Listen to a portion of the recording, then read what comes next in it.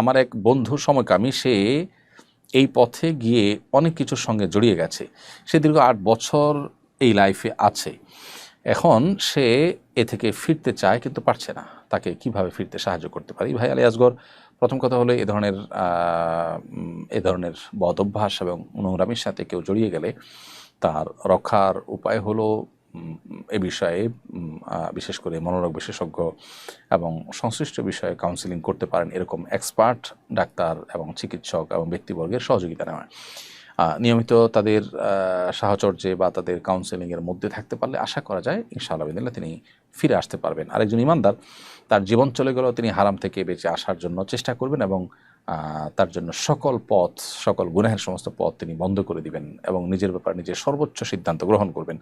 এবং এরকম সিরিয়াস হলে তখন মানুষের দ্বারা আসলে অসম্ভব বলতে কিছুই নয় এবং প্রয়োজনে তিনি তার জন্য অনুকূল পরিবেশ তৈরি করবেন।